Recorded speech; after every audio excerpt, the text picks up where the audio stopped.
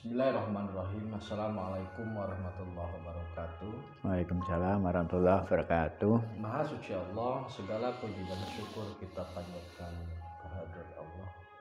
Semoga kita selalu dalam bimbingan rahmat dan ridha Allah Subhanahu wa taala. Subhanallah, walhamdulillah, astagfirullah. Kembali kami dari Tim Raja Nusantara bersama Bapak Ustadz Raja Wali. Kali ini kita membahas posisi iblis, setan, jin, dan malaikat. Ada kecenderungan pemahaman begini. Malaikat itu seolah-olah menjadi penuntun. Kemudian iblis dan setan itu seolah-olah sebagai penentang. Dan jin ada upaya kerjasama. Jadi manusia saat ini banyak yang secara sadar ataupun tidak sadar memposisikan jin sebagai partner, memposisikan setan dan iblis sebagai musuh, memposisikan malaikat seolah-olah sebagai penuntun lah. Bahkan ada bahasa malaikat kebaikan gitu ya, atau ada sebagai penolong lah begitu. Kita akan kupas dari aspek spirit bahwa bagaimana sebenarnya posisi jin, setan, iblis, dan malaikat.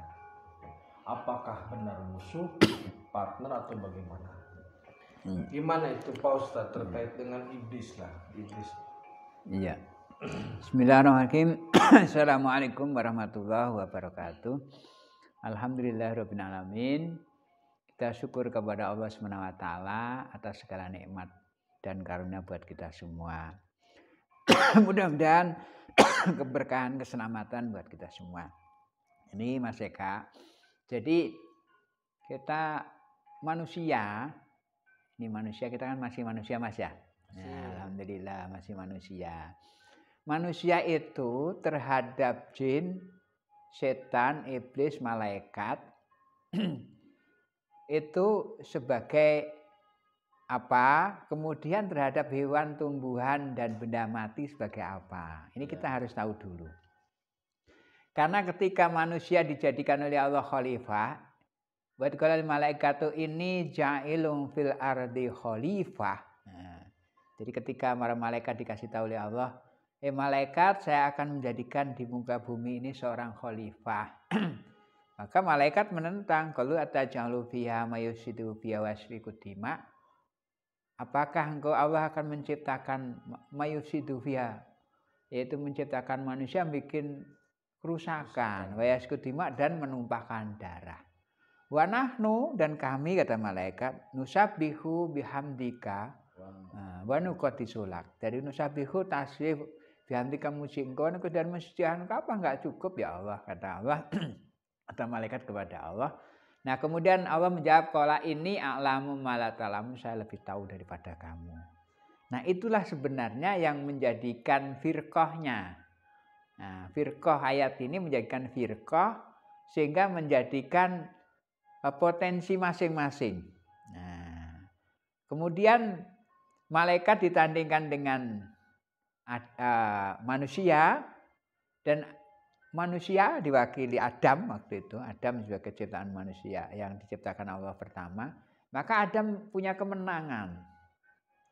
Wa alamal adama asma'a kullaha summa radda malam malaikatu faqala ambiuni bi asma'i haulain kunu sadiqin. Jadi ketika Nabi Adam diajarkan ilmu pengetahuan, kemudian ditandingkan dengan malaikat, kemudian malaikat dites, ambiuni bi asma'i haulain kunu sadiqin. Sampaikan kalau kamu memang benar. Ternyata dia nggak bisa berbuat apa-apa. Maka malaikat menjawab, la ilma lana illa ma alamtana. Nah ketika tidak ada ilmu buat kami ya Allah, kecuali engkau ajarkan, maka saat itu malaikat suruh sujud kepada Adam, dan semua sujud. Wa kal malaikatis sujudu li Adam fa sajadu ilal iblis. Jadi ketika malaikat kalah disuruh sujud ihtiram, menghormati, sujud semua kecuali iblis. Maka iblis menentang. Aba wastakbara wa kana minal kafirin, maka iblis menentang bagian dari takabur dan sombong, kafir. Nah, saat itulah sebenarnya firqah, maka menjadi hukum bahwa manusia terhadap malaikat itu partner. Ya, partnernya apa? Karena malaikat kita berbuat baik dicatat kebaikan, berbuat jahat dicatat kejahatannya. Dan tidak punya akses apa-apa. Jadi nggak ada malik baik terhadap manusia, itu nggak ada karena partner.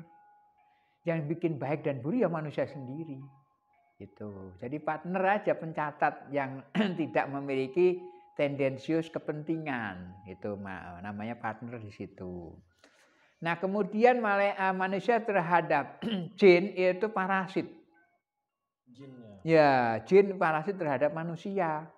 Kenapa kok parasit? Karena jin ini kena taklif hukum, dia juga harus melaksanakan hukum. Wa ma khalaqtul jinna wal insa liya'budun. Nah, tidak aku ciptakan jin dan manusia kecuali ibadah.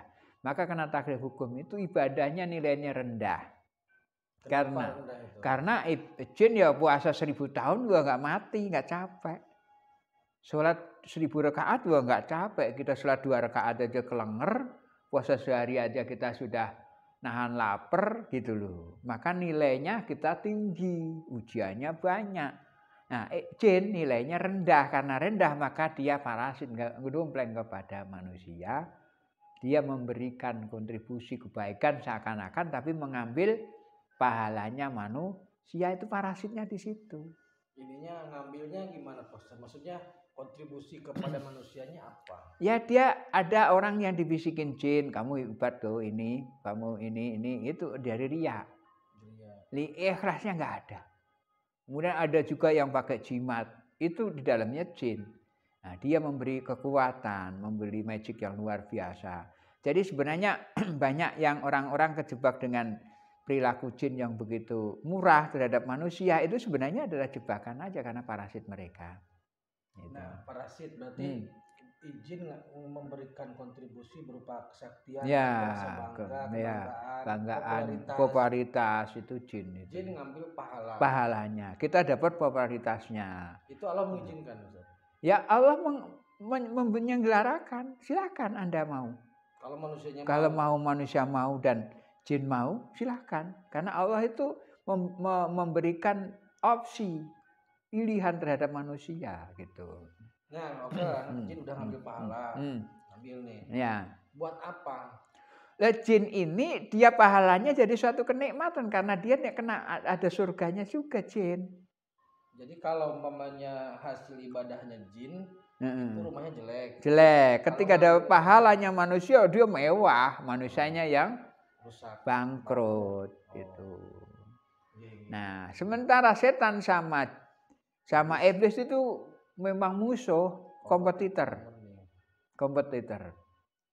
Nah, ketika jadi kompetitor ini sebenarnya semuanya, jin, setan, iblis, malaikat itu jadi kompetitor semua.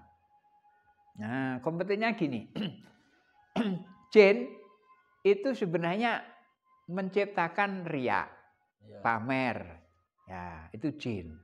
Dan kesakten gitu kan. Nah, kemudian diberi kelebihan hebat itu, ya itu jin. Nah, ketika orang ditawani itu ikut, berarti masuk kelompok jin. Setan ujiannya beda lagi, yaitu unsur keuangan. Nah, biasanya orang kalau sudah dikasih kehebatan, itu pengikut banyak, uangnya banyak. Lupa bahwa uang itu bukan tujuan, alat. Kita jangan diperalat karena setan itu berbentuknya uang. Maka bisa menggeser semua kepentingan hanya dengan uang itu. Nah, ketika ini lulus, maka satu lagi itu jangan sampai manusia ingat sama Allah, itu kelompok iblis. Khusus di situ. Khusus. Jadi iblis itu sebenarnya adalah punya singgasana. Ya, di kerajaan iblis itu di segitiga Bermuda itu di atas laut itu dia bawahannya setan sama jin. Nah, jin itu masih bawahan iblis. Jadi Setan yang paling hebat itu setan yang banyak goda manusia. Nah, jin yang paling hebat itu jin yang mendampingi para manusia, itu diapresiasi oleh rajanya yaitu iblis. Dalam koordinasi iblis. Kamu hebat tuh, kamu hebat gitu. Kalau enggak diomelin.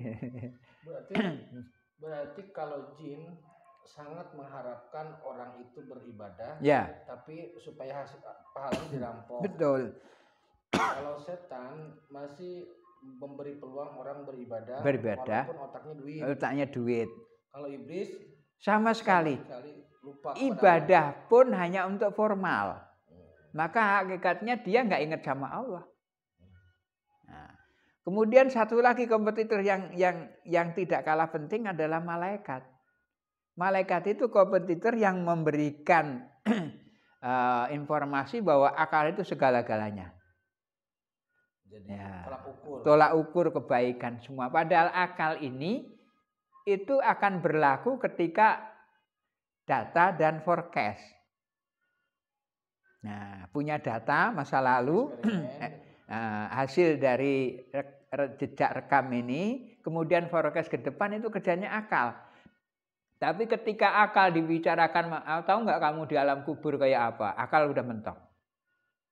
Jangkauannya terbatas. Jangkauannya nggak akan terjadi ke sana, nggak akan mampu ke sana. Maka ketika hanya akal yang didewa-dewakan, ini sama dengan ya hanya taunya ya di dunia ini. Akhirat itu nggak bisa dijangkau dengan akal, tapi yakin. Maka disitulah sebenarnya terakhir nanti kompetisinya dengan malaikat. Walaupun malaikat sebagai partner sebagian, tapi malaikat secara umum jadi kompetitor. Karena malaikat yang partner itu Raqib Atid, malaikat Ridwan. Tapi ketika malaikat yang lainnya jadi kompetitor, mampu nggak kamu menandingi saya? Kehebatan akal. Nah, kita bisa meloncat dari kompetitornya akal itu ke roh, spirit. Itulah yang bareng dengan Gusti ini. Jadi maksudnya seperti halnya saat ini banyak sekali orang yang banyak sekali perdebatan. Ya. Baik itu dalam ruang agama ataupun dalam politik, hukum, pemerintahan. Itu berarti mananya ketika mengagungkan akal, maka sebenarnya di situ peran malaikat sangat tinggi. Betul. Dan itu membahayakan. Membahayakan. Kenapa? Karena seakan-akan yang tidak masuk akal itu bukan dari Allah, gitu loh. Bukan sumber kebenaran. Ternyata akal ini bagian dari kebenaran itu. Gitu. Yakin itu lebih luas dibanding percaya. Sains itu akan dikalahkan dengan spirit. Pasti. Karena apa? Nyatanya orang spirit bisa ngetahuin orang di kuburan, tapi orang akal nggak bisa sampai sekarang ini. Profesor mana yang mampu menjelajahi kuburan? Tapi orang spirit udah biasa. Kalau nggak percaya ke sana dulu. Ya, nggak bisa balik itu rasain. Itu jadi sementara itu untuk dewan penguji atau kompetitor. Mereka ada karena kehidupan manusia itu bernilai. Jadi nilai kita itu ditentukan oleh seberapa besar usaha kita untuk melewati ujian-ujian dari makhluk-makhluk tersebut. Terima kasih, tetap tingkatkan iman dan amal soleh. Assalamualaikum warahmatullahi wabarakatuh. Waalaikumsalam warahmatullahi wabarakatuh.